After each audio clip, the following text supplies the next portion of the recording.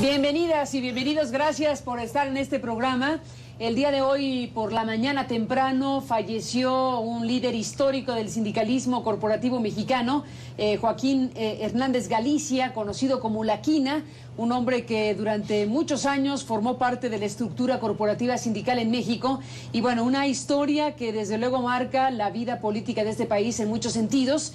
Le agradezco a dos colegas periodistas que cada quien a su manera han seguido de cerca durante mucho tiempo la información, las noticias, la vida política y social en nuestro país, Salvador Corro y José Reveles. Salvador Corro es actualmente el subdirector de información de la revista Proceso, Pepe Reveles, con quien hemos conversado en varias ocasiones, periodista, ambos autores, coautores de un libro que se publicó pues al momento, un libro que se publicó al momento, prácticamente hablando con mucha rapidez, de que ocurrían los hechos que aquí estamos recordando, el llamado quinazo que forma parte de la historia política mexicana.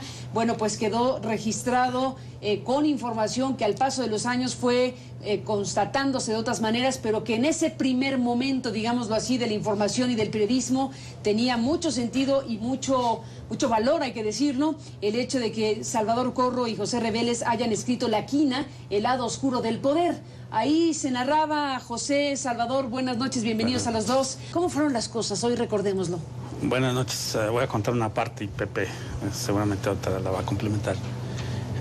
La Quina era el secretario general del sindicato más poderoso de la CTM, poderoso en términos políticos y económicos, y por el lugar que ocupaba en la industria petrolera, pues nada menos que es hasta la fecha es una super empresa. Y cuando se arma el operativo, la noticia nos llega el mismo 10 de enero del 89, nadie creía que lo habían encarcelado porque, insisto, tenía tanto poder, era el segundo hombre poderoso en la CTM, después de Fidel Velázquez, que le tienen, y luego cuando nos enteramos de la noticia, nos enteramos de por qué lo detienen. Lo acusan de tráfico de armas y de asesinato, armas que el ejército introduce en su casa y un cadáver que aparece en la puerta de su casa. Sembrado. Entonces eso tiene un impacto político que inmediatamente en la CTM se da una movilización de líderes. Se va a refugiar Salvador Barragán Camacho, al mismo tiempo hay un operativo, detienen al secretario general del sindicato y a sus socios. Este operativo fue considerado en ese momento como la verdadera toma de posesión de Carlos Salinas de Gortari. La Quina tenía tanto poder que él mismo presumía que cuando llegaba un presidente al poder, llegaba con la intención de desplazarlo y terminaba no solo convenciéndonos, sino doblegándolo. Y él decía, bueno, no, lo hicimos nuestro amigo. Eso pensaban hacer con Salinas de Gortari, pero llevaban un sexenio de conflictos, la lucha por el 2% de los contratos, en fin. Salinas toma posesión 40 días después de su toma formal, o sea, el 10 de enero de 1989. Con el golpe a La Quina. Con el golpe a La Quina y a todos los dirigentes sindicales. Estamos hablando de un grupo de casi 30 personas y lo hace de una manera perversa porque no lo acusa de lo que podía haberlo acusado, que era pues de defraudación fiscal, de manejo de recursos. Incluso se inventó en 1979 un cargo que estaba hecho a la medida de La Quina. Era director de Obras Sociales y Revolucionarias. Es decir... Director de Obras Sociales y Revolucionarias. Sí, él disponía de todo el dinero que tenía el sindicato, que era muchísimo. En algún momento ellos admitieron que eran más de 20,000 millones de pesos en un lapso menor a 10 años. Y, repito, fue el 10 de enero, 40 días después de la toma de posesión formal de Salinas, muy impugnado. ¿Qué registraban además del montaje para meterlo a la cárcel?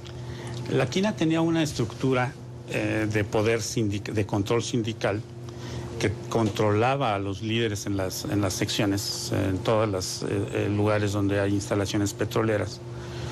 Pero el principal poder, considero yo, provenía de los recursos que le daba Pemex. El sindicato petrolero, y léase Joaquín Hernández Galicia, como el dueño del sindicato, obtenían el 2% de toda la inversión que hacía Petróleos Mexicanos. Impresionante. Impresionante, era el dinero que físicamente se los daban, y el encargado era Hernández, el Trampas, bueno, ahorita me acuerdo. Él iba a cobrar a la caja, llevaba los cheques o en efectivo en su caso, y se los tenía que depositar en las cuentas al sindicato. Pero los depositaba en cuentas personales. Y entonces él ordeñaba las cuentas, se quedaba con una parte hasta que lo descubre la quina y lo encarcelan. A partir de ese poder económico, a la quina le permite comprar ranchos, establecer cooperativas, tener constructoras, beneficiar a sus socios. Entonces ese poder económico, la quina repartía dinero a los gobernadores, imponía listas para diputados, senadores, y entonces él, como andaba repartiendo cheques, a la CTM en febrero realiza su consejo. Él siempre, invariablemente llegaba y daba una aportación para la Confederación.